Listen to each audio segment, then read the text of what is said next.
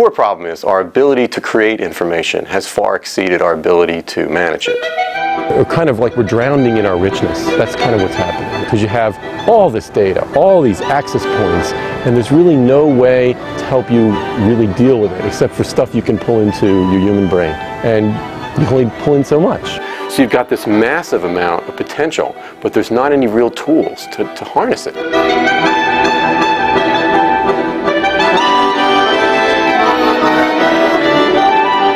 We had so much stuff that we have to deal with, individually, as a culture. So much that it just bursts the bounds of any physical library.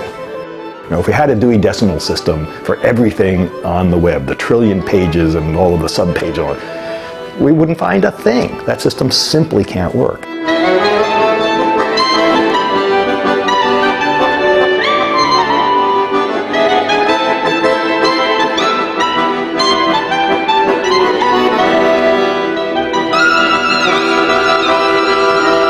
The amount of media that's available to the average user is a vastly much larger superset than anything that's ever existed in human history. If I was going to start a news business tomorrow, I would start a news business designed to produce not one new bit of news, but instead to aggregate news for individuals in ways that mattered to them. Google really was more important as the web was in millions of pages. Now we're entering a web that's going to be billions, well it already is, but it's going to be billions and billions of pages and soon trillions of pages, because a tweet is actually, every individual item is a page. Every product in the world, the whole world, everything you can name or address is going to have a page.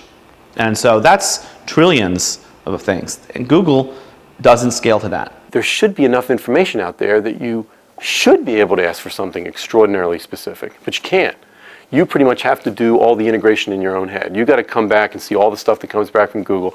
Say, oh, I wonder how I could ask that because this was kind of right, but this was wrong. And, oh, I see why it came this out. That isn't what I want, though. And so that's not really a search. I think people use the word search to mean a sort of parachuting in, crossing your fingers and hoping to land somewhere really good. You know, when you're looking for a camera and you go to some place, there's like 10,000 cameras and you're overwhelmed, and sort of studies show that people actually are less likely to buy something when they're overwhelmed by these things and less likely to actually be happy with what they buy afterwards. We have too many emails, so we start to tag them or label them. Gmail calls them labels. And we start to apply labels. And then maybe we start to get hundreds of labels and we think, oh geez, now I got to label my labels. All the tweets and all of the MySpace.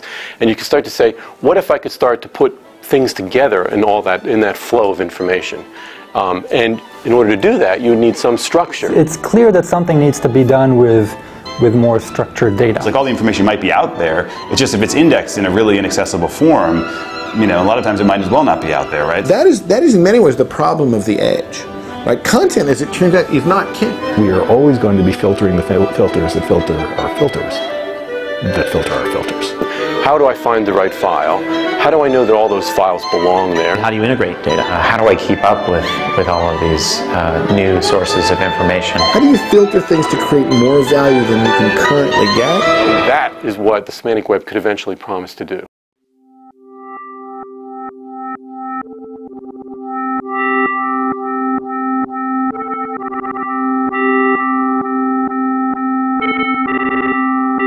I wanted to reframe the way we use information, the way we work together.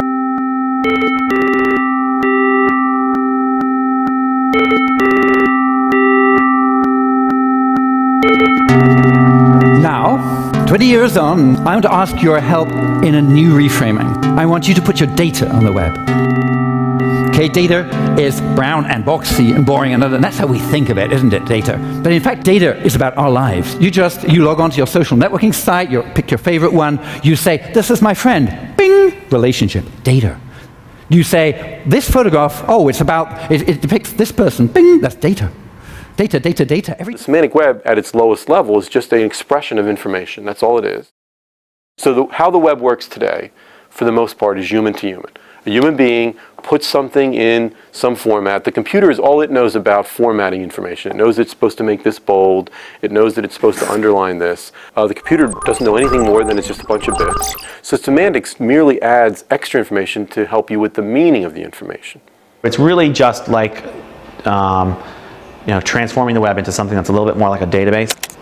trying to make it a lot easier to find stuff because we have an understanding and an index of what's out there.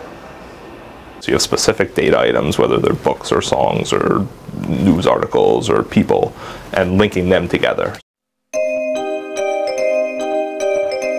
And with semantic web technologies, the links mean something.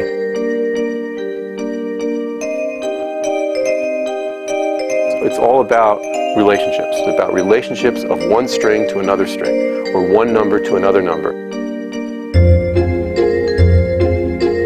And if I have enough of those relationships, I start to build context, and context is what it's all about. If I said any kind of word, it's the context that surrounds the word that really gave you the meaning. What your brain has really done is connected that one word with all kinds of relationships. In a technical sense, is all the semantic web does is start to give all these relationships. If you look at the original proposal for the web, there are different shapes for different things like people and documents, and there are arrows going between them, and the arrows are labeled. So this includes this, this describes this. So I think the idea of wanting to capture the meaning of the relationship, to capture the actual data, has been there for ages. We know that there's a structure to this. There's a structure to all the information on the internet.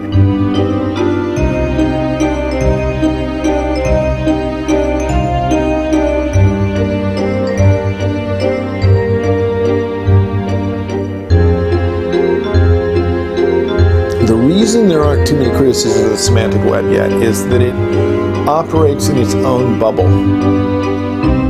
I think I'm unusual in having 6 or 8 years ago going out with a set of opinions that said this isn't working because it's not a good idea and it's never going to work. Semantic web is a word that began with a technical meaning. Now that word has morphed into a marketing term that's sort of abused and thrown around, and so I would almost argue to the extent that it's maybe not a useful word anymore. In terms of the semantic web, the idea is that everything is linked. I still like that idea. I think potentially that's a utopian idea to strive for. In an ideal world, yes. If everybody was trained in database and knowledge representation technology, that's how we would do it. I've often joked that the semantic web is a witness protection program for AI researchers, right? That what the semantic web held out was the possibility that instead of making machines think like people, we can describe the world in terms that machines were good at thinking about. So we would switch from trying to build up brains in silicon and instead re-render the actual world as information. And that gets very quickly to one of the deepest, questions in all of Western philosophy, which is, does the world make sense, or do we make sense of the world? I don't think you can unambiguously describe the world. I don't think you can describe the world, or even large subdomains of the world, in a way that all observers, or even most observers, will agree with. Unlike in the old days where we had a card catalog, and if you had a million ways of sorting through the card catalog, you just had a big mess. Now we have computers, and we can do a million ways or a trillion ways of sorting through on demand. The notion that there's a single right way of categorizing that doesn't even occur to people, nor should it. I guess we're more on the skeptics and although I wouldn't actually express it as a skepticism. I would say that we're enthusiasts for a particular piece of the semantic web, which some people are skeptical about, which is the sort of sloppy or scruffy semantic web. So the panel was a panel titled, "Does the Semantic Web Need Ontologies?" And everybody on the panel said yes. So we're all unanimous about that. The semantic web does need ontologies. This only makes me think of the following question: is the Pope a Catholic? So that sort of is at the far formal end of the semantic web. I guess what we both believe more in is a little structure goes a long way if you combine it with, for example, a human being that has a lot of intelligence between his or her ears. I was in the audience, but they had a microphone for the audience, and I sort of got up and said, I'm going to dissent. No. The semantic web does not need ontologies. I know that there are some people who feel like the panelists, who feel that very strongly that ontologies are a must. I think most of us in this room disagree with David, and I think we need to show it. Get a school analogy and take him out to the playground and show him we can do much more. So when you do parenting, there's only two people fighting unless the grandparents are at home, right? And they'll be fighting with you. But this is a whole community of, what was it, 500 odd, 600 people who are fighting all about a baby called the semantic web. Right. I mean, we could all just sort of sit back and do the work that we like to do and not care what everybody else is doing. But we're believers in the potential of this semantic web thing, that some wonderful things can come out of it. And that makes us care how it's pursued.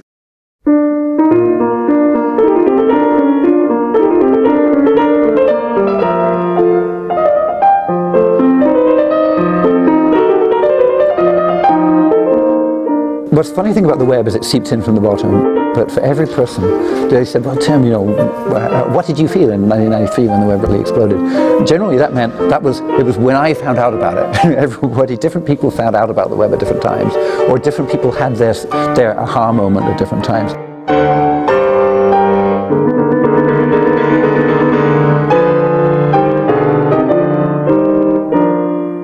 I think the World Wide Web, is a couple of different things. From a technology sense, it's some extraordinarily successful protocols and communication methods that mean that my web browser can go out to any web server in the world and ask for a web page and get it back and show it to me. From a more social sense, the web is Facebook and MySpace and blogs and news sites and it's all the things we do on the web. And I think it's similar with semantic web. The first step is evolution, the second step is revolution. When, once there's enough good content out there, we can make some systems that can reason across the web and solve problems, answer complicated questions, make amazing discoveries and linkages between things. That'll be cool. That is off in the future. I have no idea what's going to happen, but in terms of the openness of the web and our ability to access it and sort of the fundamental features of the internet that made it the internet. What happens to those features depends upon economics and politics and culture and technology. And it could easily change in radical ways through an invention that somebody in a garage is inventing now.